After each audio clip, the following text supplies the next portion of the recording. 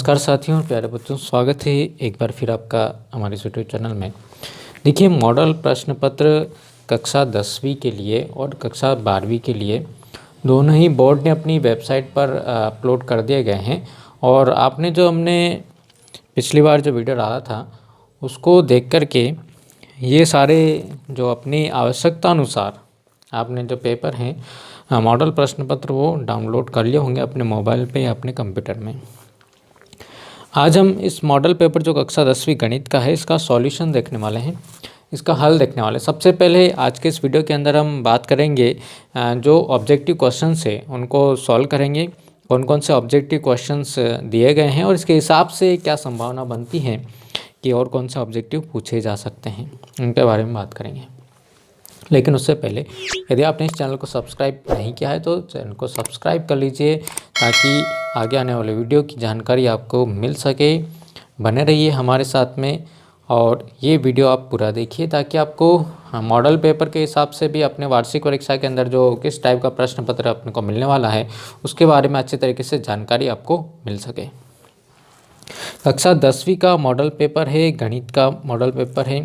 समय देखिए इसमें 3 घंटे आपका लिखा हुआ आएगा। पूर्णांक के बारे में बात करें तो यहाँ पर जो है 80 नंबर का जो है पूर्णांक आपका होने वाला है। 80 नंबर का पेपर है। यहाँ पर सबसे पहले हम बात करें कि 1 से 5 तक के जो प्रश्न दे रखे हैं वो सारे ऑब्जेक्टिव टाइप के प्रश्न हैं। ऑब्जेक्टिव टाइप के प्रश्न हैं मतलब इसमें हम बात कर लें तो सबसे पहले देखें हम सही विकल्प जो हैं, ये जो प्रश्न पूछे जाएंगे कितने पूछे जाएंगे 32 पूछे जाएंगे। सही विकल्प के बाद में हमारे पास में आता है रिक्त स्थान आता है। रिक्त स्थान के बाद में आती है सही जोड़ी। सही जोड़ी के बाद में एक शब्द या वाक्य में उत्तर और फिर आता है सत्य या असत्य। कुल मिलाकर के आपको 32 नंबर किस तरीके से सही विकल्प पूछे जाएंगे 6, रिक्त स्थान पूछे जाएंगे 7, सही जोड़ी आएगी 6, एक शब्द में या वाक्य में उत्तर होंगे 7 और सत्य असत्य होंगे कितने 6। इस प्रकार से 32 नंबर के ऑब्जेक्टिव रहेंगे। आपके 1 से 5 तक के जो प्रश्न रहेंगे वो 32 नंबर के एक नंबर के 32 प्रश्न आपसे पूछे जाएंगे। ठीक है। साथ ही हम बात करें कि 6 से 23 तक जितने प्रश्न रहेंगे सभी में विकल्प दिया हुआ रहेगा। और इन विकल्पों के अंदर भी हम देखते हैं 6 से 23 तक 2 नंबर के 10 प्रश्न पूछे जाएंगे, कुल नंबर हो गए 20। 3 नंबर के 4 प्रश्न पूछे जाएंगे, यहाँ पर कुल नंबर हो गए 12। और 4 नंबर के 4 प्रश्न पूछे जाएंगे, कुल नंबर हो गए 16। तो इस प्रकार से अपने पास में अपने को मिल गया है यहाँ पर 6 और 2 8, 8 और 2 और 2 4, 48 नंबर के प्रश्न हमसे पूछे जाएंगे। कुल मिलाकर के ये हो जाएगा हमारा 80 नंबर का पेपर कंप्लीट हो जाएगा, जो इस तरीके से आपको दिया रहेगा। यहाँ पर सबसे पहले हम बात करें सही विकल्प की। और एक चीज़ और नोट कर लीजिए, सही जोड़ी। ये सही जोड़ी जो 6 नंबर की पूछ जाएगी हमारे कौन से अध्याय से पूछ जाएगी, त्रिकोणमिति वाला जो चैप्टर नंबर 8 हमेशा किससे पूछ जाएगी, चैप्टर नंबर 8 से ही ये सही जोड़ी आपको जो है पूछी जाएगी, 8वें अध्याय से पूछी जाएगी। ये नोट करके रख लीजिए। मतलब 8वें अध्याय के सारे फार्मूले आपको अच्छे तरीके से पढ़ने हैं, याद करने हैं। यहाँ पर सबसे पहले हम बात करें सही विकल्प चुनकर लिखिए 4 और 9 का महत्तम समाप पड़ता हुआ। SCF की हम बात करें, SCF मतलब 4 के गुणनखंड 2 गुना 2, 9 के गुणनखंड 3 गुना 3। SCF मतलब जो गुणनखंड दोनों में उभयनिष्ठ हो। दोनों में उभयनिष्ठ कोई गुणनखंड नहीं है, इसको हम क्या कर सकते हैं कि एक के अलावा कोई भी उभयनिष्ठ गुणनखंड नहीं है, इसलिए दोनों का जो महत्तम समापवर्तक HCF जो होगा कितना होगा 1 होगा। यदि द्विघात बहुपद के शून्यक ax² + bx + c के शून्यक अल्फा और बीटा है तो अल्फा प्लस बीटा का मान, देखिए अल्फा प्लस बीटा का मान कितना होता है -b/a होता है। और अल्फा और बीटा दोनों का जो गुना होता है अल्फा इंटू बीटा वो c/a के बराबर होता है, ये याद रखिए। दूसरा ऑप्शन अपना तैयार हो गया। रैखिक समीकरण a1x + b1y + c1 = 0, a2x + b2y + c2 = 0 के कोई हल नहीं होने की शर्त है। कोई हल न हो अर्थात ये समांतर रेखा प्रदर्शित करे, इसके लिए ये वाला प्रतिबंध है a1/a2 बराबर b1/b2 बराबर नहीं है किसके, c1/c2 के। ये किसका प्रतिबंध है, अद्वितीय हल के लिए। ये किसका है? अनंततः अनेक हल के लिए। इस अद्वितीय हल में रेखाएं कैसी होगी? प्रतिच्छेदी होगी। इसमें रेखाएं कैसी होगी? संपाती होगी। और इस प्रकार के प्रतिबंध के लिए रेखाएं कैसी होगी? समांतर रेखाएं प्रदर्शित होगी जब कोई हल नहीं होगा। तो 6 ऑब्जेक्टिव आपके यहाँ से अपन तैयार कर सकते हैं। चलिए इसके अंदर जो है सार्वंतर कितना है? 4 2 0 -2 में सार्वंतर। देखिए सभी में कितने कितने का अंतर अपना होता जा रहा है। यहाँ पर हम जो है कम हो रहा है, कितना कम हो रहा है? 2 कम हो रहा है। यहाँ पर भी 2 कम हो गया, यहाँ पर भी 2 कम हो गया, मतलब इसका जो सार्वंतर ऋणात्मक है और कितना होगा? -2 अपने को मिल जाएगा इसका सार्वंतर। अब देखिए त्रिभुज ABC में D समांतर है किसके? BC के समांतर है। यहाँ पर एक त्रिभुज बना लेते हैं हम लोग, ठीक है। और ये जो त्रिभुज है उसको नाम दिया है ABC। इसमें क्या बोला है? DE, ये DE समांतर है किसके? BC के। और ये मान दे रखे हैं। जब मान दे रखे हैं तो अपने को क्या करना है कि AD/DB समांतर है, तो समांतर होती है तो अन्य दो भुजाओं को समान अनुपात में विभाजित करेगी। छठे अध्याय का ये जो है हमारा थेल्स का प्रमेय है, जिसे हम आधारभूत आनुपातिकता प्रमेय बोलते हैं। मतलब AD/DB बराबर होगा किसके? AE/EC के बराबर होगा। इसमें हम मान रख देते हैं। AD का मान कितना दिया हुआ है? x दिया हुआ है। DB का मान कितना है? x - 2। इसका मान कितना है? AE का मान x + 2 है और CE का मान कितना है? x - 1 है। ठीक है, इसका इधर हम गुणा करवाते, इसका इधर गुणा करवाते सीधे याद रखिए x² -x मिलेगा और इधर x + 2 x - 2 कितना मिलने वाला है? x² - 2 का वर्ग मतलब 4 मिलने वाला है। x² से x² तो हमारा यहाँ पे जब हम इसको ट्रांसफ़र करेंगे तो ख़त्म हो जाएगा। बचा कितना? -x = -4 मिलेगा। माइनस से माइनस भी उड़ा देंगे तो कितना मिला? x = 4 आंसर जो अपने को यहाँ पर मिल जाएगा। तो x का मान कितना हो गया हमारा? यहाँ पर 4 अपने को मिलेगा।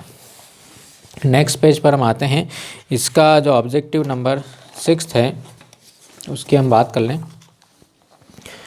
बिंदु x1 y1 और x2 y2 को मिलाने वाले रेखा के मध्य बिंदु के निर्देशांक होंगे। देखिए मध्य बिंदु के निर्देशांक निकालने, तो मध्य बिंदु के निर्देशांक के लिए ध्यान रखिए x1 + x2/2 y1 + y2/2 के बराबर होगा। x1 + x2/2 y1 + y2/2, ये इसका फर्स्ट वाला जो आंसर है वो करेक्ट आंसर अपने को मिल जाएगा। नेक्स्ट हम आते हैं रिक्त स्थान की पूर्ति कीजिए। ठीक है, रिक्त स्थान की पूर्ति के अंदर हम देखते हैं कि ये वाला सूत्र, यहाँ पर कोई भी रिक्त स्थान आपको दे सकते हैं इन चारों में से। भाज्य बराबर भाजक गुणित भागफल धन शेषफल, ये तो आपको अच्छे तरीके से याद हो जाएगा। यहाँ पे क्या आ जाएगा?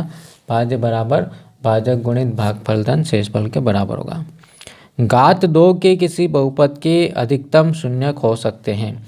देखिए जितनी घात होगी उतने ही शून्यक मिलेंगे, तो कितने शून्यक हो सकते हैं? 2 शून्यक अपने को मिल सकते हैं। इसके लिए द्विघात समीकरण के विकर का सूत्र, द्विघात समीकरण का विकर बड़े अच्छे से अपने ने प्रश्न बैंक के अंदर भी देखे थे। b² - 4ac के बराबर होता है।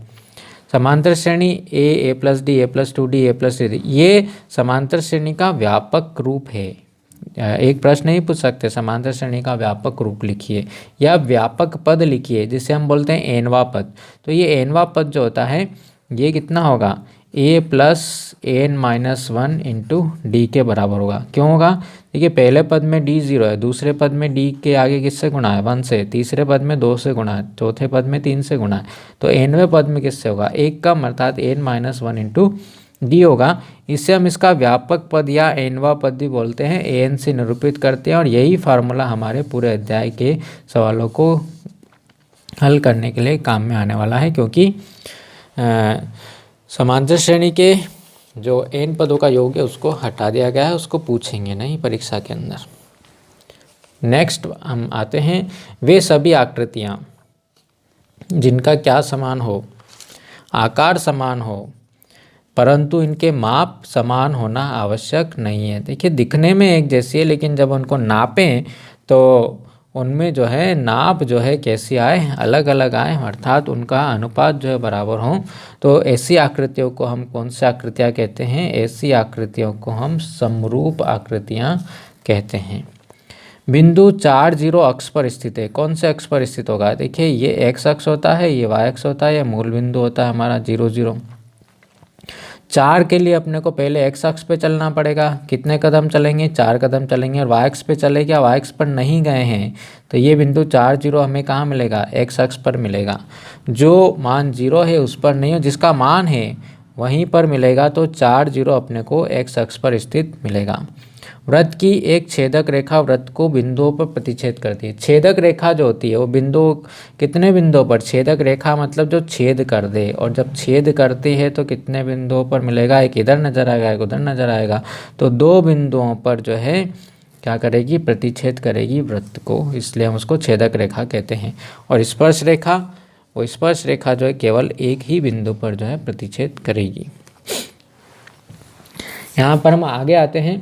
ये हेक्सागोन से भी आप जो इसको हल कर सकते हैं। एक वीडियो है हमारा, उसमें हेक्सागोन से कितने फार्मूले जो है, तारेपन चौपन सूत्र जो है, सभी एक ही वीडियो के अंदर बता रखे हैं। डिस्क्रिप्शन में आपको मिल जाएगा, ऊपर आई बटन में भी आपको मिल सकता है, तो उस पर क्लिक करके आप देख लीजिए सारे फार्मूले किस तरीके से हम याद कर सकते हैं।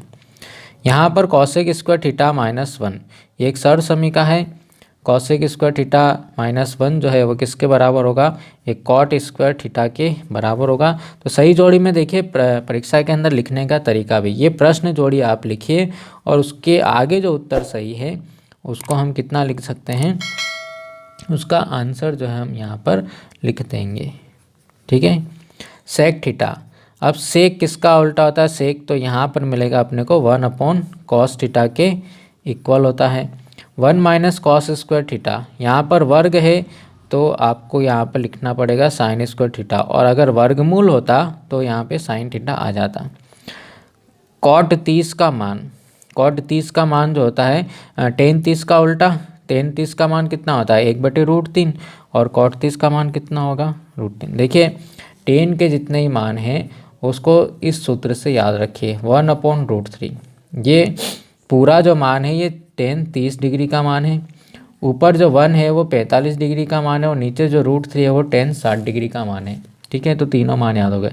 टेन 30 को उल्टा करेंगे हम तो क्या हो जाएगा? कॉट का मान आ जाएगा। अब यहाँ पर cos 90 - थीटा, cos 90 - थीटा पूरक कौन है? साइन थीटा के बराबर होगा। इसका पूरक फलन जो है कौन होगा? साइन होगा। अब बचा कौन हमारे पास में? cos 48 cosec 42 sin 48 sec 42, इसका मान किसके बराबर होगा? इसका मान बराबर होगा 2 के। इस 90 ऋण थीटा वाले सूत्र से हम इसको पूरक फलन वाले सूत्र से हम इसको हल कर सकते हैं। तो यहाँ पर हम अगले प्रश्न की तरफ बात करें। हम एक शब्द या वाक्य में उत्तर दीजिए। कितने पूछे गए हैं? देखिए 7 पूछे जाएंगे आपको।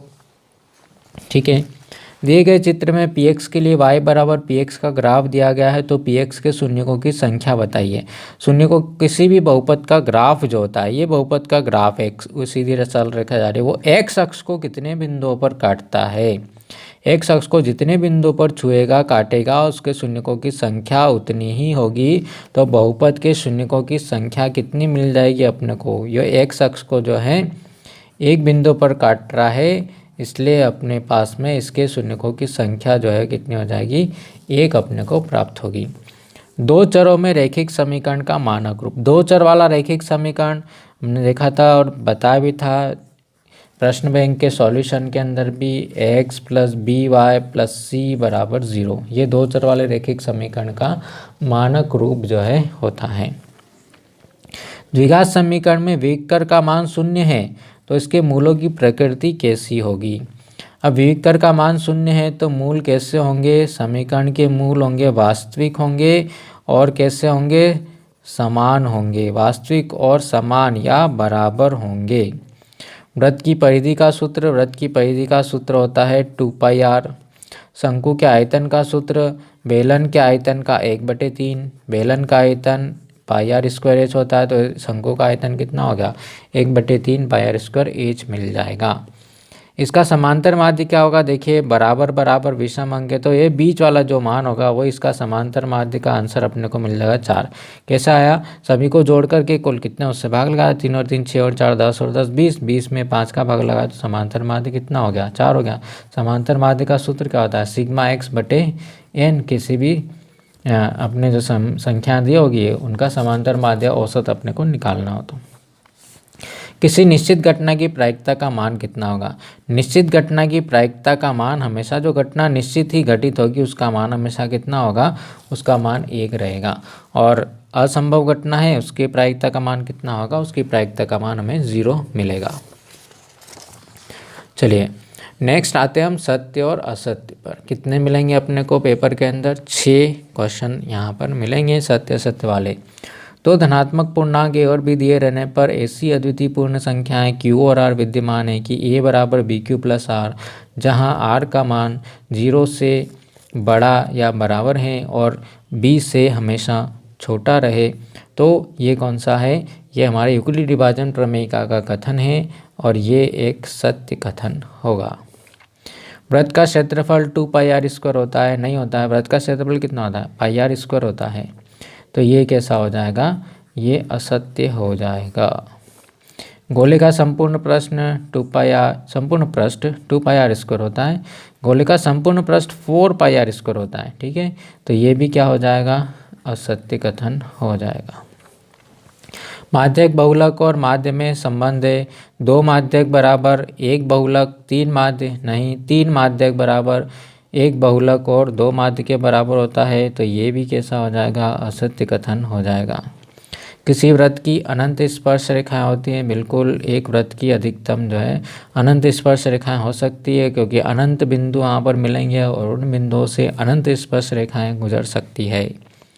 यदि किसी घटना की प्रायिकता P है तो क्या P का मान 0 और 1 के बीच में रह सकता है, जहाँ 0 और 1 भी शामिल है, बिल्कुल हो सकता है। ये किसी भी प्रायिकता का मान हमेशा 0 और 1 के बीच में रहेगा। लेकिन अगर 0 हो गई तो उसे हम बोलते हैं कि इस घटना की प्रायिकता जो है वो असंभव है, और 1 हो गई तो उसे हम बोलते हैं इस घटना की प्रायिकता जो है निश्चित होगी। निश्चित घटना की प्रायिकता और असंभव घटना की प्रायिकता, और किसी भी घटना की प्रायिकता का मान हमेशा रहेगा वो 0 और 1 के बीच में रहेगा। तो इस प्रकार से इसके जो ऑब्जेक्टिव्स थे, हमने 32 ऑब्जेक्टिव वो हल किए हैं। और अगले वीडियो में हम देखेंगे इसके जो 2-2 नंबर के जो क्वेश्चंस हैं उनको हम किस तरीके से हल करेंगे। इनका हल आपको नेक्स्ट वीडियो जो मिलेगा उनके हल का मिलेगा, क्वेश्चन के सॉल्यूशंस का। तो आप बने रहिए हमारे साथ में, और चैनल को अभी तक अगर आपने सब्सक्राइब नहीं किया है तो ज़रूर सब्सक्राइब कर लीजिए। वीडियो को अपने दोस्तों में शेयर कीजिए, लाइक करना मत भूलिए। मिलते हैं हम, तब तक के लिए have a nice day, thank you.